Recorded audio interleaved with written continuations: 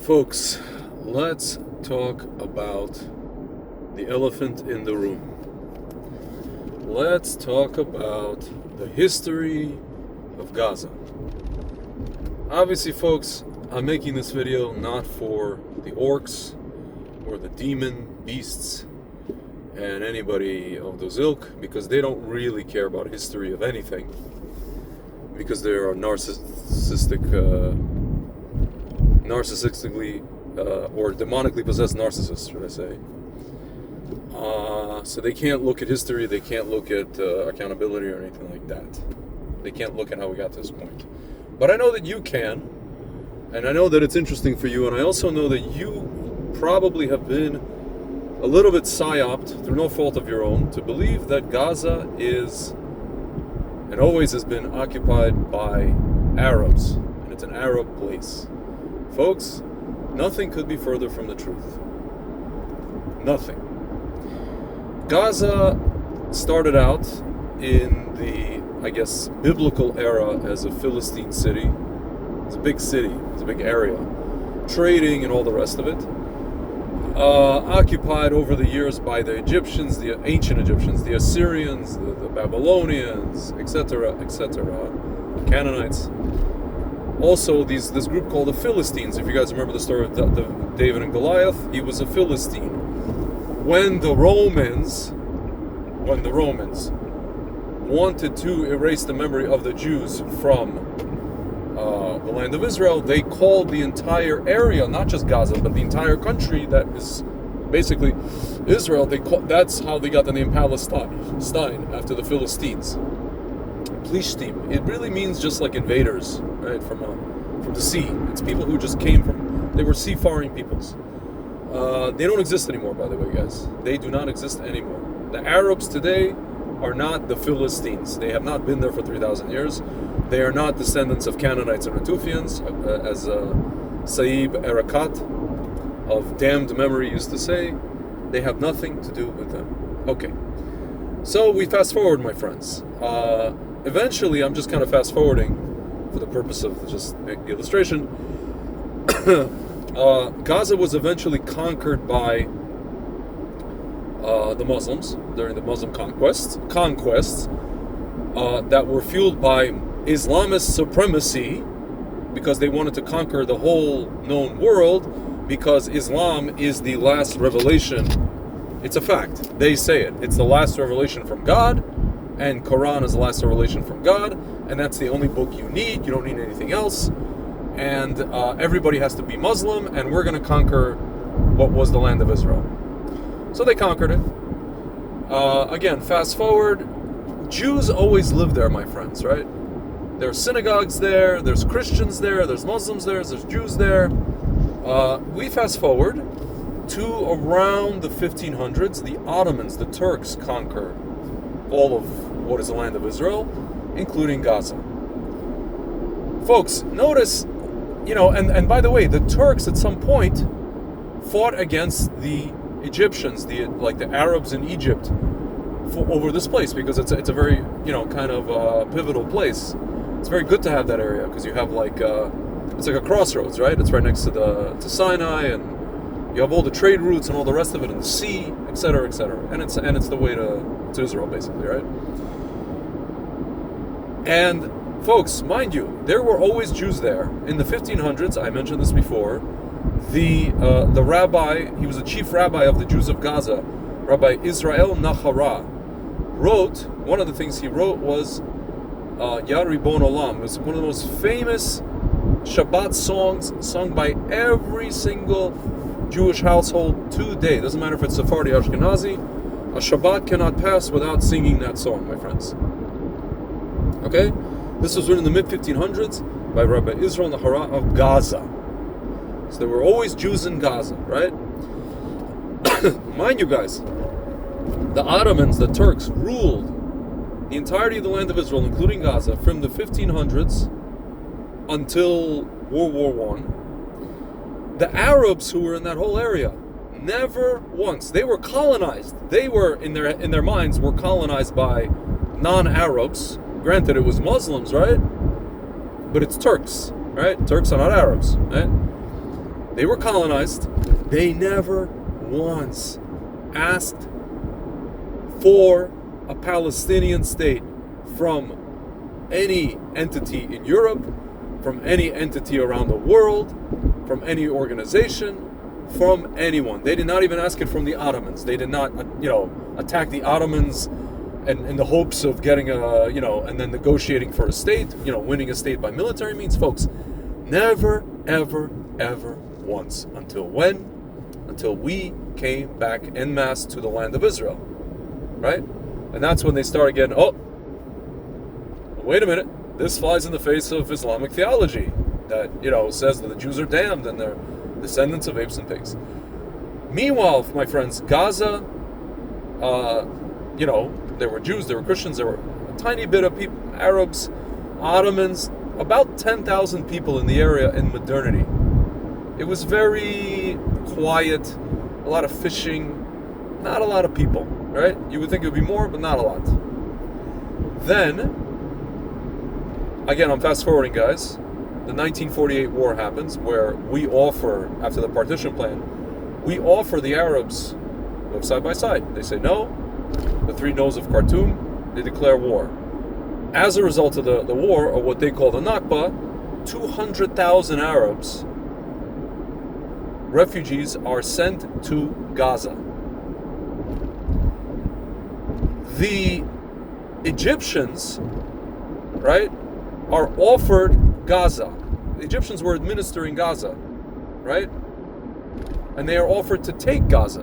Before that, they were administering Gaza. They say no. Folks, why did they say no?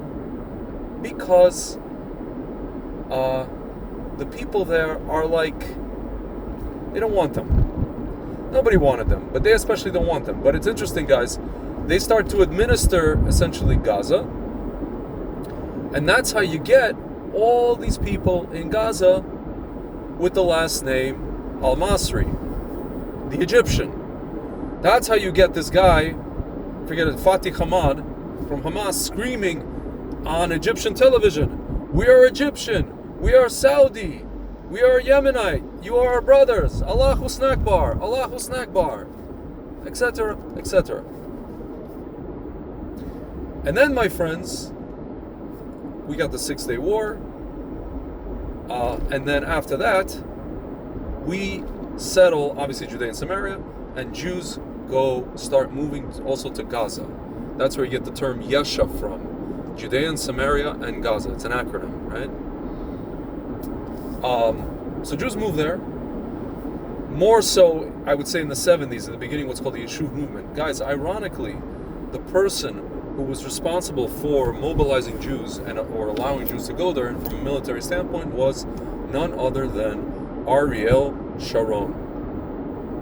So the Jews go to Gaza, go back to Gaza, which we were always there. It's a Jewish place, right? There was always synagogues there. There was always all kinds of Jewish stuff there. Jewish life. Always, always, always, always, always. Okay? We go back and we create the community, what's called the greater community of Gush Katif. Okay? And it had many different little towns inside of Gush Katif. It's kind of like Gush Etzion in Judea and Samaria. Inside of Gush Etzion, you have, Efrat, Batayan, all these little towns. Tekoa, which I had the merit of importing wine from Tekoa, Baruch Hashem. Different little towns, right? Neve Daniel, etc. So they live there until this wonderful process starts called Oslo, that the Israeli government, for whatever the hell reason, Israeli government, State Department, Bill Clinton, Ehud Barak, it was really started by Yitzhak Rabin.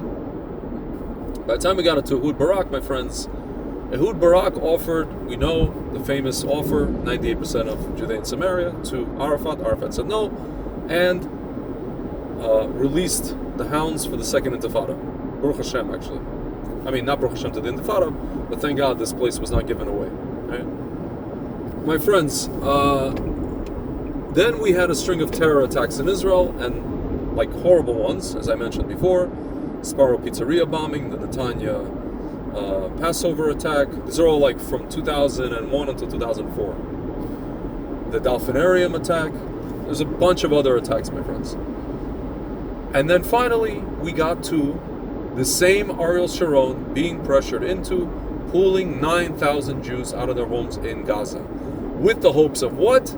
That we would get peace from the now millions of people, millions of Gazans living in Gaza. Folks, by the way, I forgot to mention, why didn't the Egyptians really want to take them into Egypt or administer Gaza? Or make it part of Egypt? Because these people have the, folks, this is a fact, they have the highest inbreeding rate. And what do we know when that happens? Their IQs go down. Cousins marrying, over and over again for years and years and years, for decades. And I think they have the lowest IQ, some of the lowest IQs in the world, in any area, in any municipality, country, state, whatever you want to call it, right? Some, mile, square mile quadrant.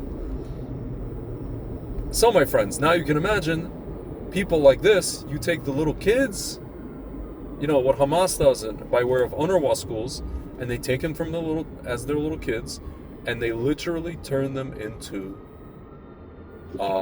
orcs. To the point where when they grow up, right, they're 20, 21, this is boys, right? I'm sorry to say, they are primed and ready to do what they did on October 7th. They were literally bred and trained to do that. And their parents are proud of it, my friends. Okay? There you go. So, we gave it away in the hopes of having peace with the people I just described, which was absolutely a delusional thing, and I even knew it back then. And then, my friends, we didn't even have one Jew there.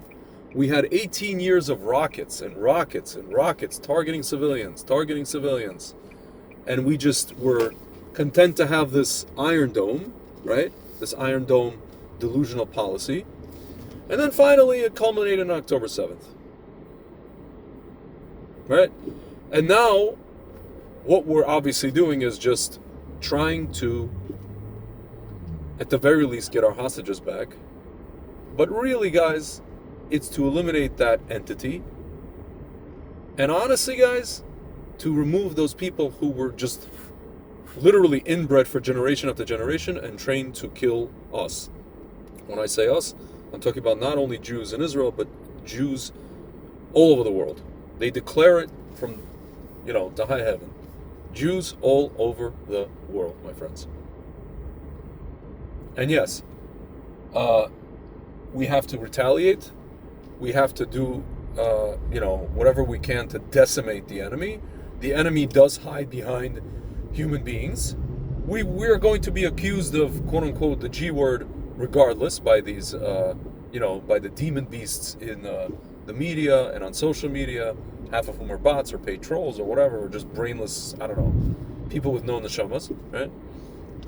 At this point, demonically possessed narcissists. It's going to happen anyway, my friends, right? So that's the history of Gaza, my friends.